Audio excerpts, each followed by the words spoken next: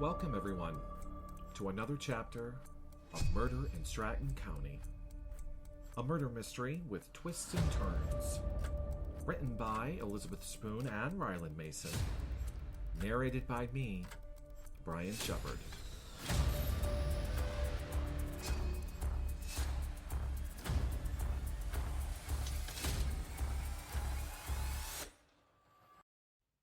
Chapter 15, Part 2. Cam got out of the cruiser and slung his duffel bag over his shoulder. Jordan shut off his car, and Brian opened the door to get out. He was tired. Dugan turned and looked at both of them. "Jordan, if you wouldn't mind giving me the key, I would like to go in and check the house out before I let you guys in," he said, reaching out for Jordan's key. Dugan then proceeded to unlock the front door and walked in cautiously as he flipped on the light switch. And from there checked each room before coming back out, handing Jordan his key back. "Lock all the doors, stay inside, and keep the phone near you. If anything happens, call immediately," he said as three heads nodded in agreement at the same time. Dugan got back into his cruiser and left.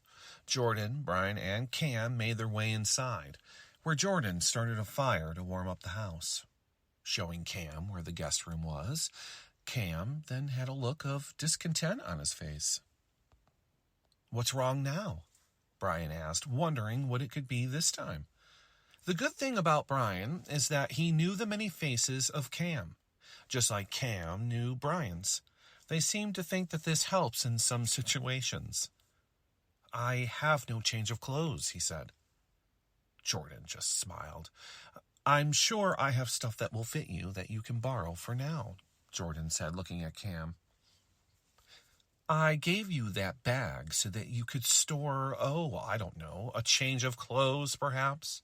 I'm surprised to see it empty, which could only mean one thing," Brian said with a grin on his face.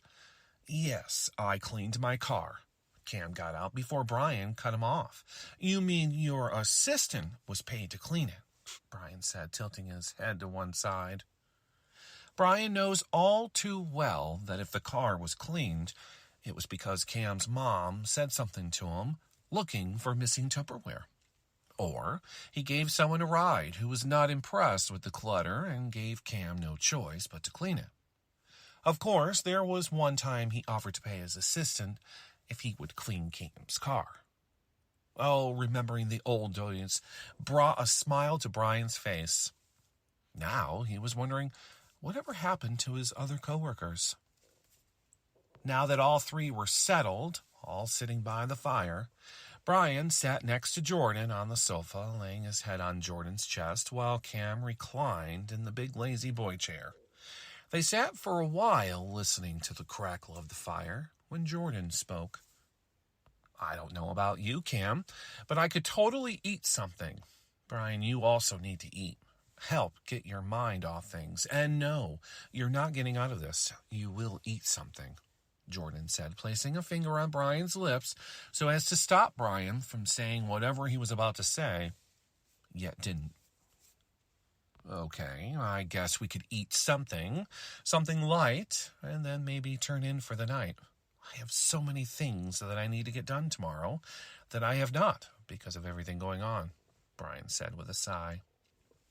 His life had been turned upside down due to the fact somebody was trying to kill him. And now, Jordan, who seemed to walk into his life at the wrong time. Or was it just the right time? He wondered to himself.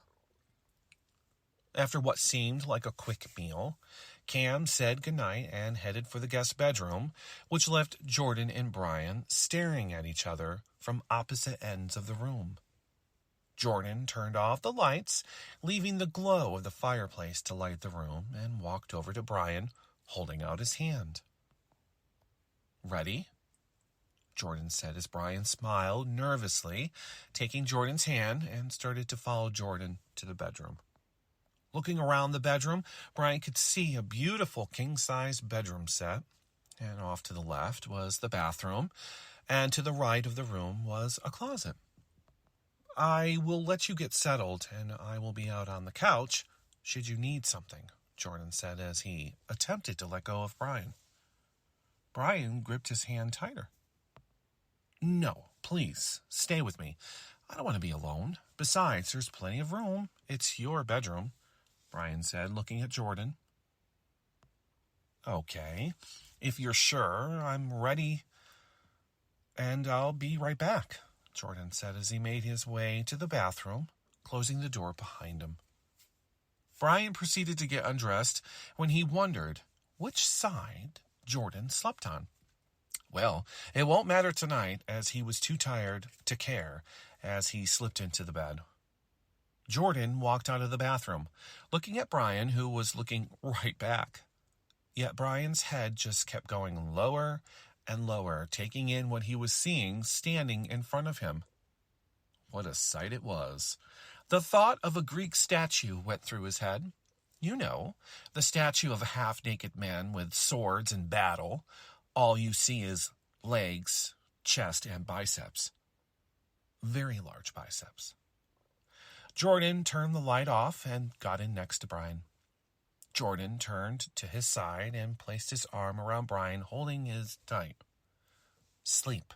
I got you," Jordan said softly, which is all Brian needed to hear as he closed his eyes. He felt safe, protected. Sleep soon took over for both.